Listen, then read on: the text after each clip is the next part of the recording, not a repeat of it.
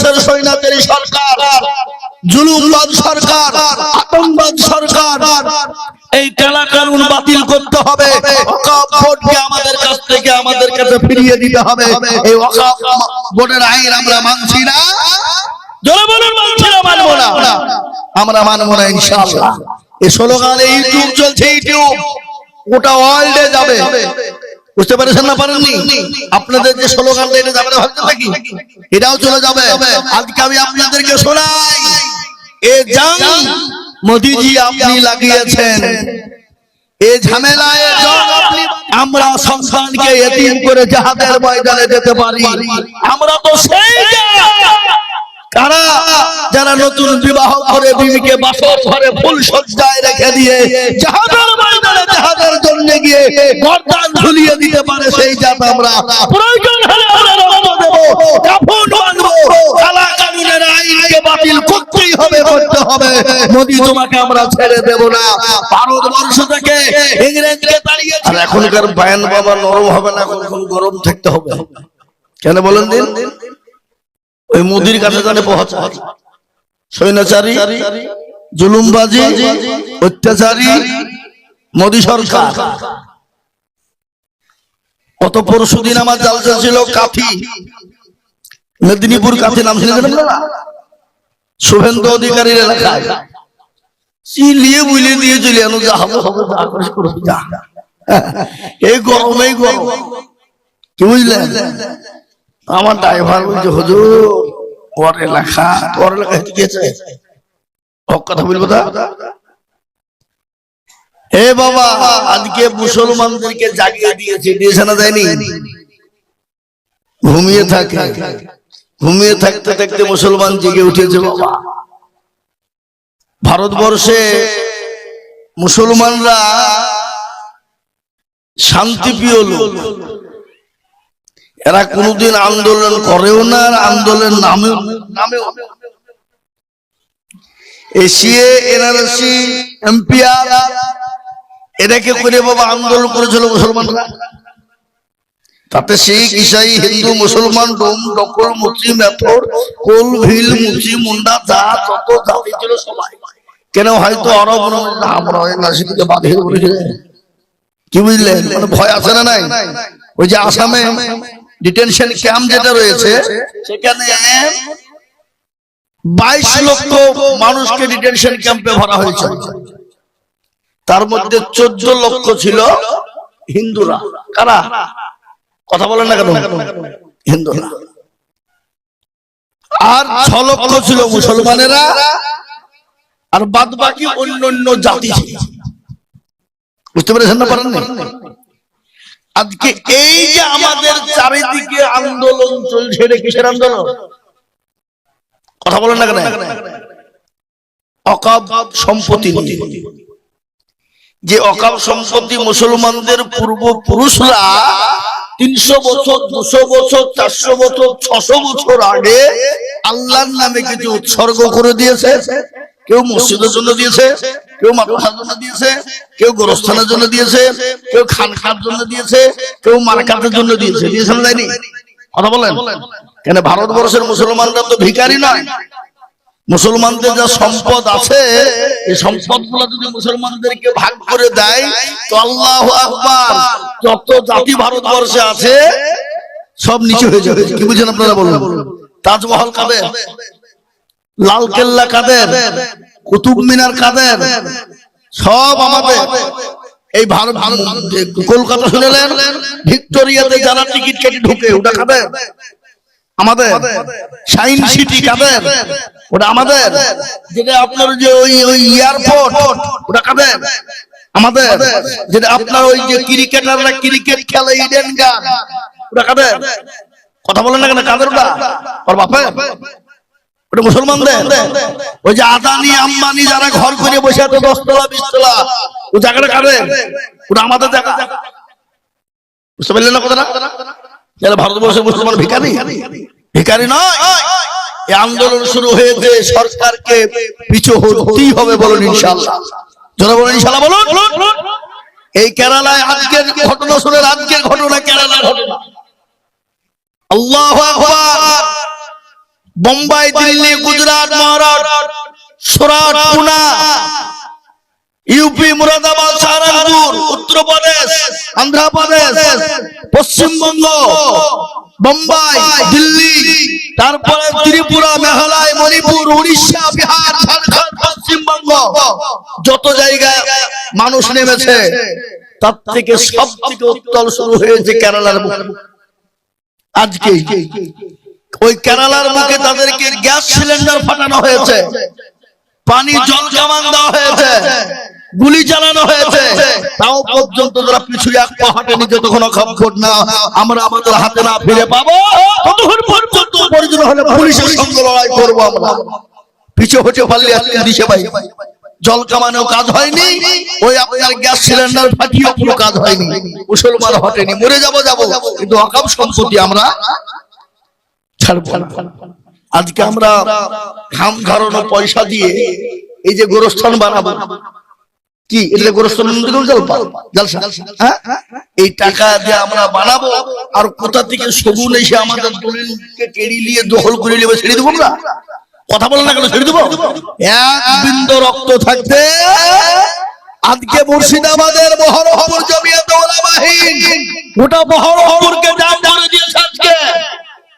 আজকে আগামীকালকে 10 এপ্রিল কলকাতা রামলীলা ময়দানে মুসলমানদের খেল কালকে দেখবে কত লক্ষ মানুষ হয়, গোটা কলকাতা পর্যন্ত কালকে জাম হয়ে যাবে। আমি আজকে হেঁটে আজকে কলকাতা থেকে দেখলাম লরি বন্ধ করে দিয়েছে, আগে থেকে বন্ধ, চারিদিক ব্যারিকেড দিয়ে দিয়েছে, লরি ঢোকার কোনো খবর নাই, আজ নাই কাল নাই, কাল শেষ না পর্যন্ত কোনো গাড়ি ঢুকবে। দোয়া করেন এই হুঙ্কার জন্য আমাদের দেশের স্বৈরাচারী সরকার, জুলুমবাজ সরকার, আতঙ্কবাদ সরকার, এই কালা কানুন বাতিল করতে হবে। ওয়াকফ বোর্ডকে আমাদের কাছ থেকে আমাদের কাছে ফিরিয়ে দিতে হবে। এই ওয়াকফ বোর্ডের আইন আমরা মানছি না, জোরে বলুন মানছি না, মানবো না, আমরা মানবো না ইনশাআল্লাহ। এই স্লোগানে ইউটিউব চলছে, ইউটিউব গোটা ওয়ার্ল্ডে যাবে, বুঝতে পেরেছেন না পারেননি? আপনাদের যে স্লোগানটা এটা যাবে না ভাবছেন নাকি? এটাও চলে যাবে। আজকে আমি আপনাদেরকে শোনাই, এ জং মোদিজি আপনি লাগিয়েছেন, এ ঝামেলা এ জং আপনি বাঁধিয়েছেন, এই জং আমরা ইনশাআল্লাহ শুধরাবই বলুন ইনশাআল্লাহ, বলুন ইনশাআল্লাহ। তুমি যুদ্ধ শুরু করেছো, এই যুদ্ধ খতম করব মুসলমানেরা ইনশাআল্লাহ। তব শিকার প্রয়োজন হলে আমরা তো সেই কোন জাত, যে জাত বিবিকে বিয়ে করে দিয়ে চলে যেতে পারে জাহাদের ময়দানে, আমরা তো সেই জাত, আমরা সন্তানকে এতিম করে জাহাদের ময়দানে যেতে পারি, আমরা তো সেই জাত। কারা? যারা নতুন বিবাহ করে বিবিকে বাসর ঘরে ফুল সজ্জায় রেখে দিয়ে জাহাদের ময়দানে জাহাদের জন্য গিয়ে গর্দান ঝুলিয়ে দিতে পারে, সেই জাত আমরা। প্রয়োজন হলে আমরা রক্ত দেব, কাফন বাঁধবো, কালা কানুনের আইনকে বাতিল করতেই হবে, করতে হবে। মোদি তোমাকে আমরা ছেড়ে দেব না। ভারতবর্ষ থেকে ইংরেজকে তাড়িয়েছিলাম, পশ্চিম বাংলা থেকে শুরু হয়েছিল, পশ্চিম বাংলার প্রাঙ্গা মুর্শিদাবাদ জেলা নবাব সিরাজউদ্দৌলা জেলা থেকে শুরু হয়েছিল। এই নবাব সিরাজউদ্দৌলা থেকে শুরু করি আমরা মোদিকে গদি থেকে সরাবই, বলুন ইনশাআল্লাহ, তোরে বলুন ইনশাআল্লাহ। ইংরেজকে যখন তাড়াতে পেরেছি, মোদি তোমার মতন বেয়াদবকে আমরা ওই জাত থেকে নামিয়ে দিতে পারবো, এতে আমাদের তুমি কিছুই করতে পারবা না। তোমার বুলেট, তোমার বোমা, তোমার গুলি, তোমার প্রশাসন কত আছে বের করো, আমাদের 56 ইঞ্চি বডি তোমার সামনে খুলে দিব, তোমার যত গুলি আছে চালাও। তবে শিকার এই ওয়াকফ বোর্ডের আইন আমরা মানছি না, মানবো না, কালা কানুন বাতিল করতেই হবে, নচেত আন্দোলন আমাদের বন্ধ হবে না। শিখ ভাইরা কৃষি আন্দোলন করে কৃষি আন্দোলনের আইন যখন ফিরিয়ে নিতে পেরেছে, আমাদের সঙ্গে যোগ দিয়েছে কৃষি ভাইয়েরা, আমাদের সঙ্গে যোগ দিয়েছে শিখ ভাইয়েরা, আমাদের সঙ্গে যোগ দিয়েছে হিন্দু ভাইয়েরা, আমাদের সঙ্গে যোগ দিয়েছে খ্রিস্টান ভাইয়েরা, আমাদের সঙ্গে যোগ দিয়েছে বুদ্ধ ভাইয়েরা। আজকে তারা আমাদের সঙ্গে সাথ দিয়ে তারা আন্দোলনে নেমে পড়েছে। আমাদেরকে প্রয়োজন হলে মাথায় গামছা বেঁধে, মাথায় কাপড় বেঁধে আমরাও লড়াইয়ের ময়দানে নামবো, বলুন ইনশাআল্লাহ। কিন্তু মুসলমান শান্তিপ্রিয় লোক, কোনো ক্ষতি করে নয়। আমাদের আন্দোলন হবে শান্তিপ্রিয় ভাবে, আমাদের আন্দোলন হবে রুলস মেনে, আমাদের আন্দোলন হবে বড়দের কথা অনুসারে। বুঝতে পারলেন না? পারলেন না?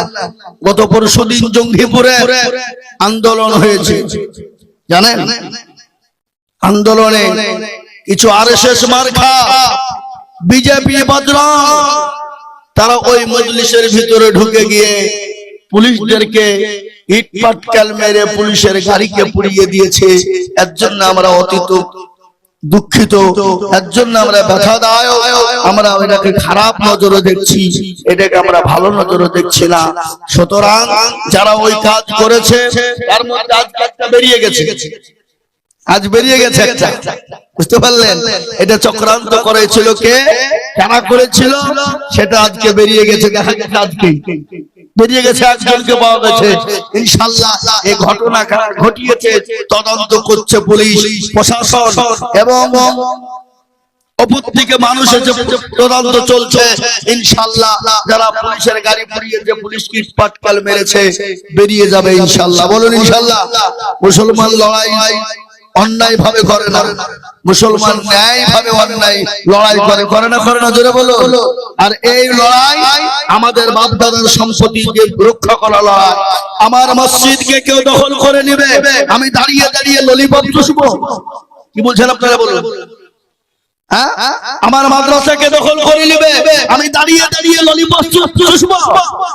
না, আমার গণস্থানকে কেউ দখল করে নেবে, আমরা এক বিন্দু রক্ত থাকতেও ছেড়ে দেব না, বলুন ইনশাআল্লাহ। বলো। আপনাদেরকে যদি আলেম ওলামারা ডাক দেয়, এই ডোমকুল সাব ডিভিশন যদি ডাক দেয়, আলেম ওলামাদের নেতৃত্বে আমরা যাওয়ার জন্য প্রস্তুত আছি না নাই? জোরে বলুন, আছি না নাই? আল্লাহকে দুই হাত উঁচু করে দেখা, হাত তুলে আল্লাহকে দেখে নেন, ইনশাআল্লাহ আমরা প্রস্তুত রয়েছি। আমি এখন আমার জালসার বক্তব্য খালি এই স্লোগানই চলছে, বাবা এই ওয়াকফ নিয়ে লড়াই চলছে, শুরু হয়েছে। আমাদের বড়রা বলেছে যত পারবে ওয়াকফ নিয়ে বয়ান করো, এখন হাদিস কুরআনের বয়ান রাখো, এখন ওয়াকফ নিয়ে শুরু করো।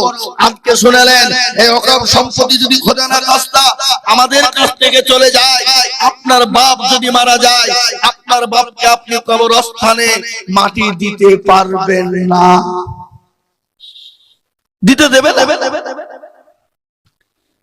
ভারতবর্ষের সবথেকে বড় ক্রিমিনাল হলো সে হলো উত্তর প্রদেশের মুখ্যমন্ত্রী, তার নাম হলো ঠাকুরজি যোগী আদিত্যনাথ নারায়ণ। সে হলো ভারতের সবথেকে বড় ক্রিমিনাল। সেই হারামখোর মুসলমানদের সম্পদ দেখে তারা লোভ সামলাতে পারছে না। মুসলমানরা আন্দোলন করছে, মনে হচ্ছে ওর বাপের টাকা বুঝে 2 লক্ষ টাকা করে জরিমানা হবে আন্দোলনের নামে।